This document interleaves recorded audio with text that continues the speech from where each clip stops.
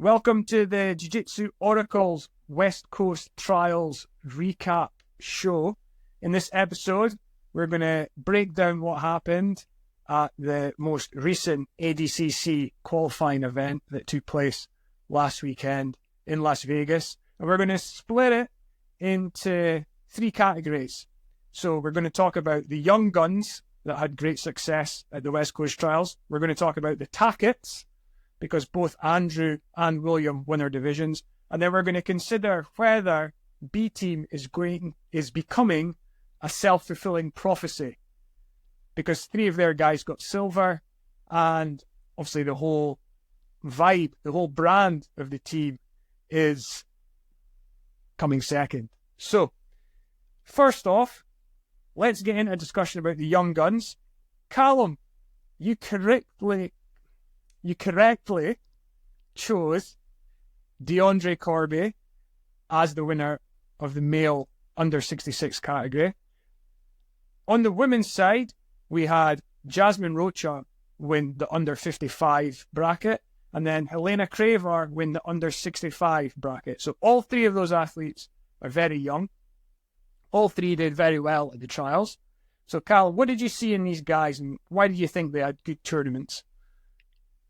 So DeAndre thought he was at the level to win the last one as well, just didn't go his way. And I think I spoke about this last time, but he had two previous matches with Dominic Mejia before the last trials, which he won quite dominantly, and then obviously didn't work out for him in the last trials. So I thought that was a bit of a fluke. I did think he was better than Dominic, and then he got the job done at this against a bunch of different good opponents. But I think for him, he's just like ridiculously good everywhere. So with the wrestling, again, another guy that he's had a few matches to, Gianni Grippo. They've had tons of matches against each other on the IBJJF scene, and he never was able to get past Gianni. But I thought going into this, just with the rule set, he would have a lot better chance in this, which is exactly what happened.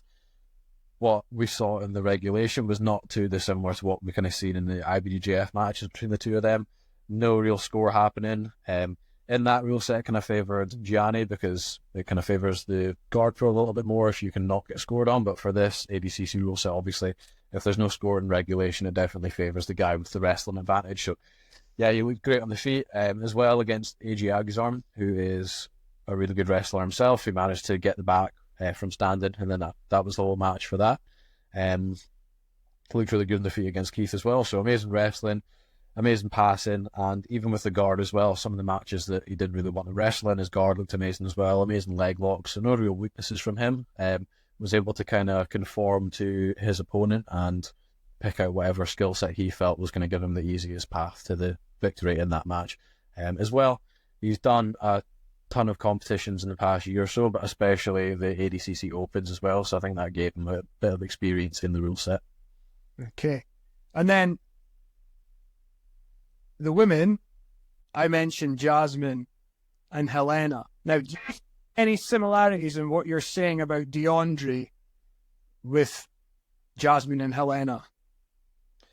Yeah, so I think for Helena, she has been a bit of a specialist and kind of on a tear with that sort of game, but that cost her in the last trials, even though that wasn't for the actual place in ADCC, but she messed up the pool in the finals and that cost her the match, but she was able to do that more successfully this time, still able to get to her game, just not eating that penalty, and then she managed to get a score off of that and win the match with that, so good to see that adjustment from her.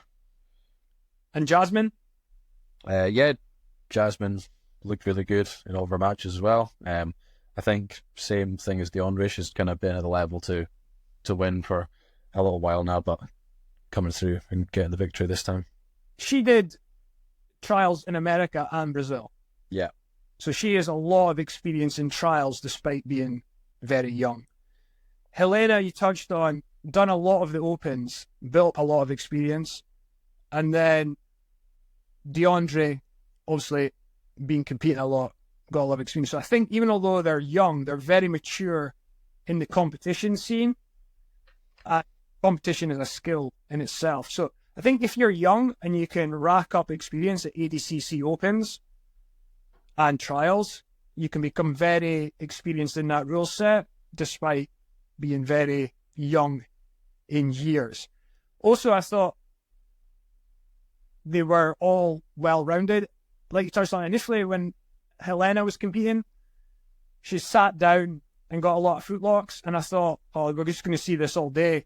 But in the final, she showed her wrestling, and she got top position. I think pretty much finished in a guillotine on top at the end of the match. So she's made great progress with the wrestling. Yeah, kind of what we spoke about last time as well. Like, she didn't get the takedown from the feet, but comfortable enough to hang on the feet to then turn that into a situation where she could get on the bottom without conceding a point. So similar idea, like at least just being comfortable enough to get the match to where you want to get to, even if you're not getting a takedown off of that. Yeah.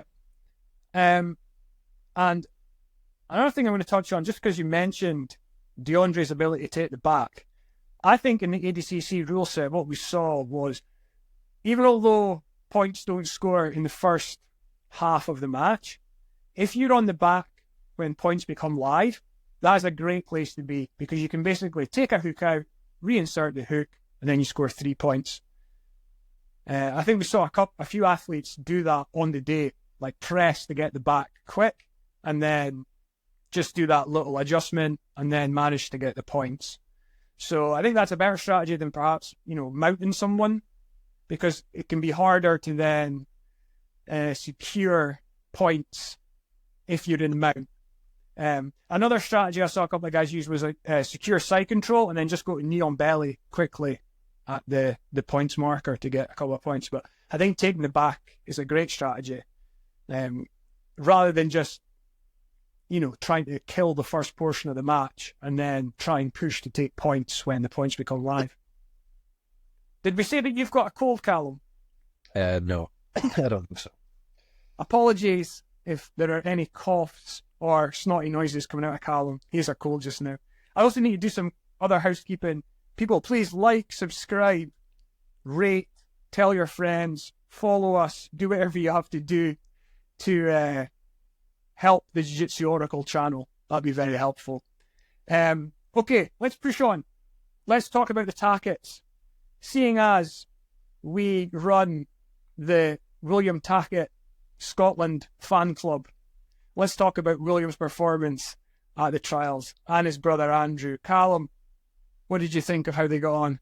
Yeah, so for William, kind of exactly what he spoke about on the podcast, just being super well-rounded in every area, been able to wrestle, pass, drop back on leg locks when the opportunity arises, all things that we saw from his matches. And him overcoming Elder Cruz kind of highlighted something to me. Like, if you feel like there's a skill set that you're lacking in that you need to develop for whatever kind of competition you want to have success in, just commit to it, and like, don't be afraid of like not thinking you can reach the skill set of other people in the sport. Because I think Elder regarded as having like one of the better kind of wrestling games in the sport. I think he had a match with Nicky Rod and out-wrestled him, so it kind of shows you Elder Cruz's wrestling level.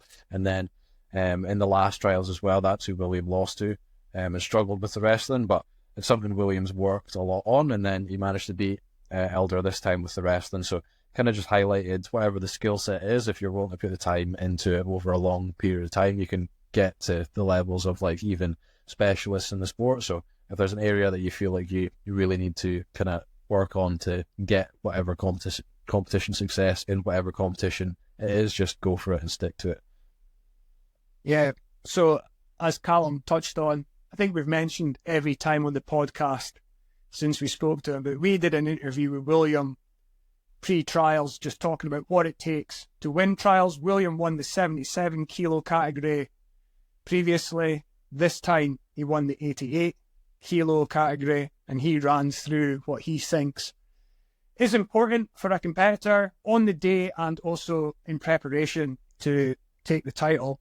On the chat, he stressed the importance of aspects like conditioning, because when you go into this event, you're going to face people that are very similar level all around. So I thought one thing was William was able to keep a high pace throughout the day in every match and never looked like he was going to take a back step. Another thing he talked about was like the mentality.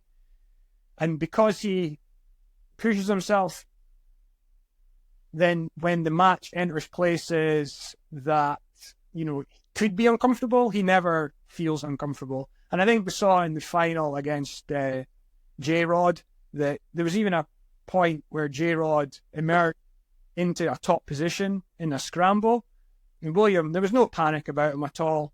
He just knew that he was going to be able to move out of that position and, progress. So I think he shows like the importance of being well-rounded, of having the correct mentality.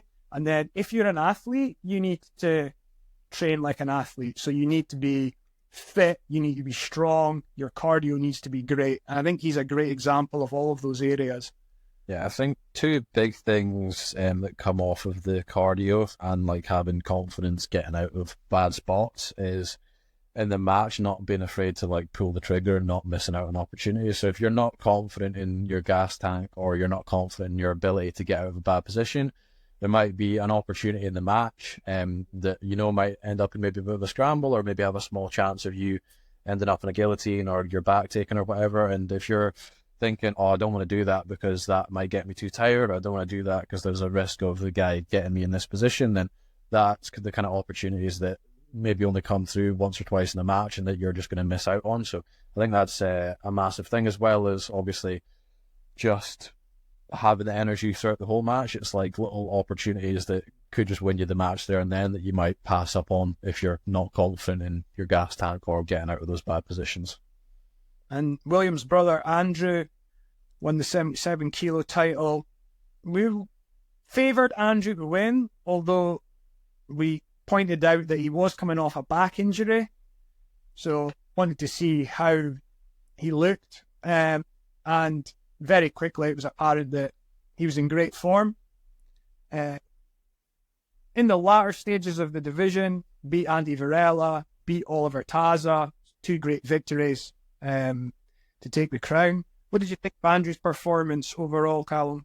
Yeah, he looked amazing. There was one moment, I can't actually remember if it was the Andy Varela match or the Taza match. Maybe the Taza match because it was the finals and they couldn't pull off the bat, but there was a moment, I think the score was still 0-0, and like Andrew looked like the better of the two on the feet, and then he like jumped into like a flying submission. I was like, is this like Andrew maybe showing his like youth a little bit and like inexperience potentially, but he managed to scramble out of the position and not get scored on. But I think that's part of his personality as well. He's a bit of a risk taker, likes to be a bit flamboyant in the matches, and it didn't end up costing him. But yeah, I think he looked amazing. That double leg, he's just able to time that so well and just hit it whenever he needs to get a score.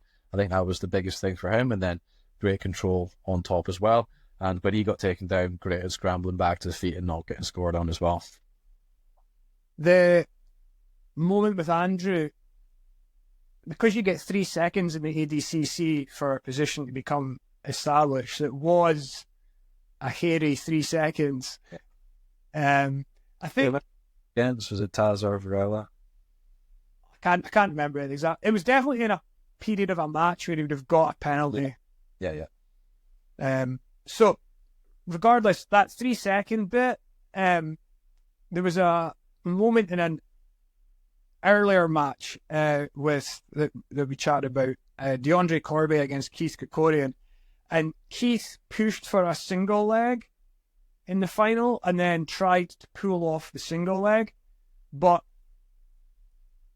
I think that the judges didn't think Keith committed strongly enough to the single leg for enough time to then, if he ended up in bottom position, which he did, he wouldn't score a negative off it. So, you've got, the commentator has mentioned at the time that it's difficult for an athlete because like everything's sped up, your heart rate's going, your brain's firing, and if you think it could be 3 seconds, but it could be 1. I think that did play into the match a little bit in that you could see at that point Keith was thinking, I'm behind. Like I've got to make things happen here. And I thought it was a fantastic back take from DeAndre, but I think Keith committed to the leg entanglement for a little bit too long, and certainly helped DeAndre then have a shot at the counter. But fair play to DeAndre for pulling it off. But this sort of 3-second portions in ADCC are super important, and again, it goes back to the need to compete a lot under that rule set to get familiar with them. Yeah. I always try counting in my head, even like for IBJJF, like scoring the pass or whatever, like at least 5 seconds, because you just want to be safe. You don't want to kind of risk it. And as well, some referees like interpret a little bit differently. Like you'll see kind of the exact same position happening in 2 different matches, and one referee would maybe score that as a score or a penalty or whatever, and another one wouldn't. So just to be safe, it's probably best running a little bit over in your head what you think is 3 seconds. I've refed before, and I tend to be a slow counter in terms of I'll just go 1, 2, 3, just to make sure a position's properly established, because that's through experience, because sometimes I've scored the position and then like immediately someone's, just as you're putting up the fingers to assign the point, someone's scrambled and it's gone out, and you're thinking, oh, probably that should have just been an advantage in hindsight. So I do like to give like 3 solid beats before awarding a score. And you're right, that might take it just over the 3-second mark. So you can't count too quickly if you're a competitor, because you don't know what pace the referee is going to be on. So Andrew and William kind of fall into that young gun category, even although they've been on the scene for ages, particularly William. But I think they have the same attributes as the other guys in that category. So yeah. I think it's really cool as well. I think he's getting a little bit bigger as well, but I think one of the main reasons for William moving up was to give his younger brother Andrew a shot at 77. So it was really cool to see that coming to fruition and then both actually winning the division on the same day. Yeah, because it's hard to face your brother, and fair play to DeAndre and Gavin for having a match in the semis of the under 66 category.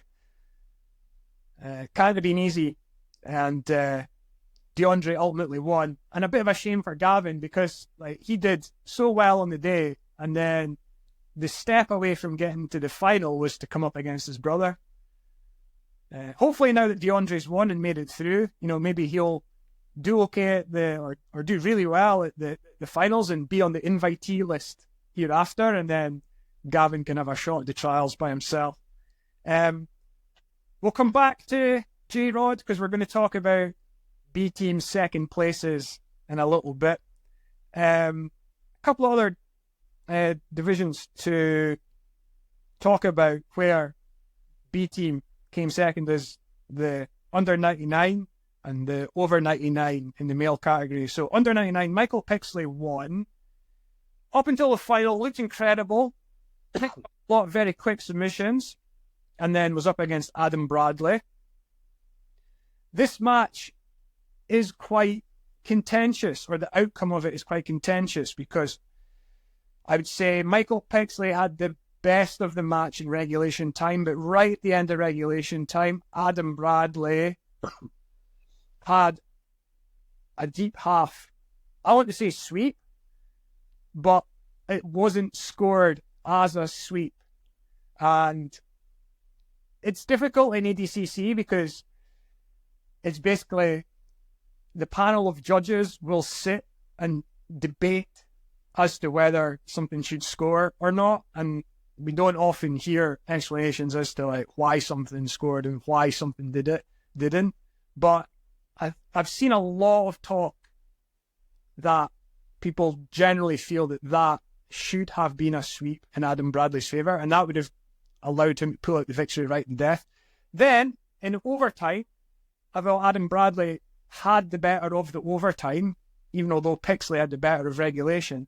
And I've heard that EDCC favours athletes pushing forward at the end. So, yeah, I think that's even for everyone, like even if that's not explicitly stated in your rules, I think you typically do remember the latest thing happening in the match. Yeah, so I thought that was because as well, it's said that if matches are close, that will be reflected in deliberation time at the end as to athlete being awarded the victory. And it was a very quick decision in Pixley's favour. I thought far quicker than the match merited. I was weighing it up in my head as to which way it was going to go, and then it was like all of a sudden Pixley's hand was raised and that was that. Yeah, and then as well as the overtime, if the closest score in the match was to Adam, then yeah, you would think that would play into it.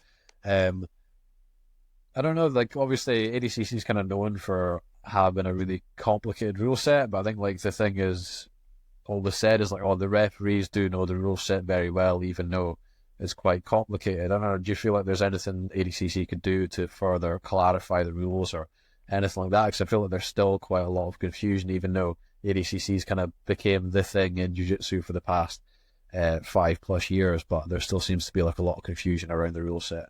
Well, I will say that there's plenty of videos I've seen with seminars, with referees stroke judges explaining the rule set. I just think that, so that helps. That definitely helps. I just think they're like deciding whether 75% of someone's back is on the mat is very difficult, you know. Describing whether 3 seconds up past can be tricky. Again, we were talking about the pacing of the refs. The initiation factor in ADCC, so like you're only rewarded if you were the one to initiate, and then a scramble play. Like it's very difficult sometimes to award the points. So I get it, but I do think it kind of seems overly complicated in parts. But I think that it's difficult because the perception is as well that there's just some judges having some deliberation and then points appear on the board sometimes. It's not like a ref in the middle and it's like decisive. So I think that's kind of where some of the confusion lies as well. Is like maybe if you go back and re-watch the sequence, you can kind of see where the judges were leaning towards. There's sometimes some seconds pass and then all of a sudden some points are awarded on the board. And that can probably make it seem more contentious than it is in parts. I think the sport would benefit from simplicity. You know, usually when things get more complicated, it's a turn off rather than a turn on. So if there is rules that are a little bit contentious, then cleaning them up would probably help matters. Because if grapplers who are seasoned can find it difficult at times, then your casual observers are just going to find it a nightmare. Yeah. We also had, in the over 99 category, Michael Perez, right, shout out, entered the over 99 category, apparently weighs 79 or 80 kilograms. So to come out on top in that division is super impressive. And he was a very late entrant. So even although he's experienced in ADCC, he wasn't even on most people's radars before the event because nobody knew he was competing. And he beat Vince Bizzuto in the final, who coming out of B team. I think just in terms of competing at a sort of trials level, relatively inexperienced competitor, I'll say. I don't know a large amount about him other than he is an absolute unit.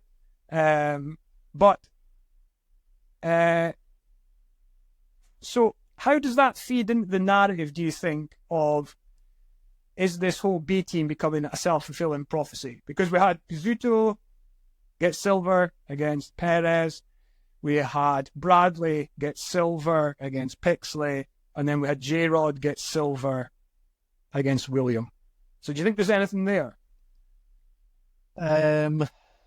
Yes and no. I think it's like people think about it more and it becomes more apparent because obviously there's like a joke about it. But I mean, if you look at their rival team, New Wave, like how many silvers has Oliver Taza racked up recently? You know, Helena got a silver at the last trials. Like, if you're gonna look at it like that, then Giancarlo as well getting silver to Kainen. You know what I mean? Like, if it's kind of like you if you look for something, you're going to find it, So I don't necessarily think that's the case. Obviously, at their highest level, they've struggled to get gold at ADCC with like Nicky Rod and Craig both having 2 silvers, but then we see Nicky Rod winning like other tournaments like the Fight Pass and stuff. So obviously it is become a bit of a thing. They do seemingly get a lot of silvers, but I think if you were to kind of look through all the other teams and specifically look for that, you'd probably find that a lot with the other teams as well. Can I just say on the other teams thing, I thought it was really interesting at the trials that how wide are the medals spread out now? Like, there's no one team that's super dominant. Like, there's good people from all over now. Yeah, just like William was saying, like everyone's good, everyone's got access to similar information now. So I think the info about what you need to be doing is out there. It's about training well, finding the right culture for your development. I mean, the gyms are very different culturally, and the coaches are very different in how they interact, but the actual information as to what works, I think we know now for submission grappling. So I just found it really interesting, the spread of the medals. Yeah, I wonder who's going to be the guy that like breaks through then from B team and gets the gold. Yeah, well, we don't know if Craig's going to do ADCC again. I think Nicky Rod potentially has the most potential to win gold. If Gordon doesn't do over 99, would you say? Or could he beat Gordon? Is that what you're suggesting? I think it's possible for him to beat Gordon in the ADCC rule sets if he's a bit more disciplined and doesn't take him down. It's possible. Not likely, but possible. But yeah, we'll just have to see if any of those guys can break through and win. But also, I also want to say, the guy who maybe he's the exception that proves the rule right now, but the guy that did get gold for B team. Who's that? At trials. Yeah. Not this one. Joseph Chen. So it's already happened. So I think like we can construct, and maybe someone can try and construct a narrative that B team is destined to get silvers, but Joseph won the Euro trials. So, and I think at the Asia trials, Declan Moody was representing B team. He won, and Kenta trains with B team at Tacketts, and I don't know if he was representing B team when he won his division, but winners are out there from B team. So, when they make such a point of it for their branding and things like that, obviously, like if people latch onto it, then I think that's fair enough. I think it's just the kind of thing. It's like, oh, you buy a car and then like you start seeing that car everywhere. It's like, oh, I bought a really common car, but it's more the fact that like that's what you're looking for now. So I think if there wasn't such a thing about it, it might not focus on it too much. I think it's more just that sort of effect. I believe the only division we've not touched upon is female over 65, and we had Amanda Levy as the favourite, and she looked good, got to the final, but then picked up a knee injury in the final, and Elizabeth Mitrovic took the title. So Elizabeth Mitrovic wasn't one on my radar before the event, but apparently, doing a bit of reading subsequently, she's had a great last year and made some big strides in improving her game, and kind of seems to have clicked for her. So definitely one that's going to be on my radar from here on. But I thought Amanda Levy in the final scored a takedown. Well, didn't score the takedown. Managed to get it to the ground early on. Or thereafter, it went to overtime. And then I thought, well, Amanda's going to have the edge here. She's already hit a takedown, but unfortunately picked up an injury. So I would invite me if someone gets injured because of that, but we'll see. I think the invites in the women's divisions are going to be interesting because it depends how it all shakes out with this extra class. So I think there'll be plenty of invites in the women's divisions, having one extra weight class this time around. Yeah. Now, to conclude today, we're going to play a little game. Calum's going to play the little game. We're going to play East v West. So we're going to take the winners of the East Coast Trials and the winners of the West Coast Trials, and Calum's going to tell us who he thinks would come out on top in a battle between the two. We might see these matches at the ADCC World Championships in August. So we'll start off 66 kilos, Dorian Olivares against DeAndre Corby. I think this is the most exciting match. I think someone needs to set this match up for sure. I think DeAndre's got a really good style to take on Dorian compared to some other people, because I think he can hang with him on the feet. I think DeAndre wrestled in high school as well, which is so far the extent of Dorian's wrestling. Dorian's not like the best wrestler in the country. He is very good at wrestling, but he's obviously taken that over to jiu-jitsu pretty well and is working for him in jiu-jitsu. So I don't know what level DeAndre wrestled at, but he took the back of AJ, who wrestled at Division 1 in college. I know that. So I think he could definitely hang with Dorian on the feet. I think conceptually their games are quite different. I think DeAndre likes to get to positions where he can like stop people moving and kind of play a more static game, and then Dorian's obviously the complete opposite of that, quite chaotic, quite likes a lot of movement. So be interesting to see who came out on the feet with the both of them, and also interesting to see if DeAndre was to pull guard, whether he can tie up Dorian and get the win. As far as who I'm picking for this kind of split, my head tells me slightly Dorian, but my heart says DeAndre, because I really like watching DeAndre. So I'm going to pick DeAndre just because of pure favoritism, and it worked out for me picking him to win the trial, so I'm going to go for him. Okay. 77 kilograms. We have Elijah Dorsey against Andrew Tackett. Another really interesting match. Again, both guys really good on the feet. Both guys really athletic, really good wrestling, really good on top. I was thinking, because obviously you proposed this idea to me before the podcast, I was looking up if they'd had a match. I don't think they actually have had a match together, so I'm going to go Andrew for this, just with the energy and the capability to hit that double leg whenever he wants. I think he'd be able to get that at some point in the match and get a score off of that. Okay, 88 kilograms. Jacob Couch against William Tackett. I definitely have William for this one. I think it would go quite similar to how we saw the match between Couch and Isaac Michel going on who's number one.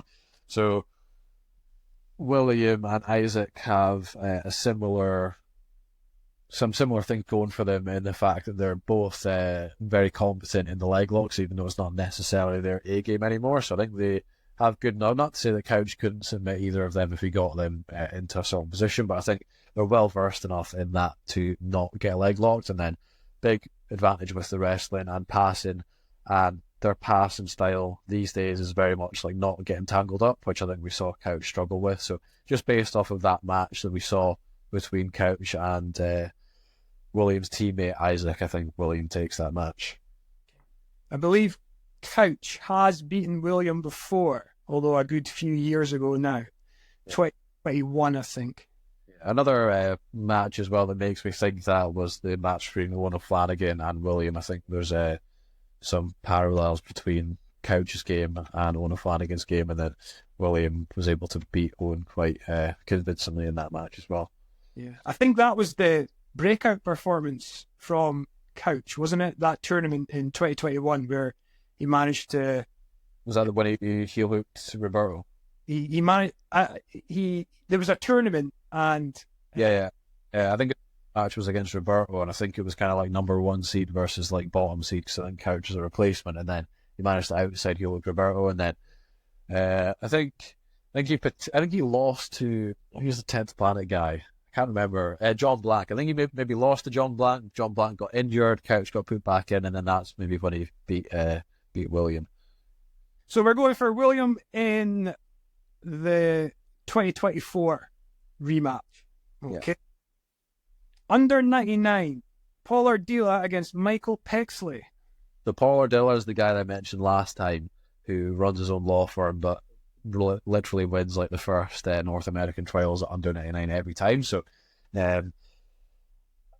Paul Bordilla's more well-rounded. Obviously, Pixie's got the debatably better wrestling, but just because of the fact that Ardilla has owned the under-99 trials for the past several years, I've got to go with him in that match, but definitely an interesting one to see.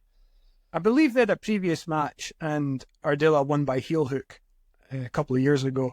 Yeah, right.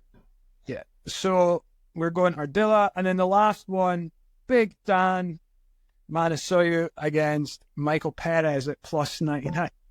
Yeah, so I think we only just touched on Mike Perez and the over 99. Quite interesting decision for him to do that in the first place.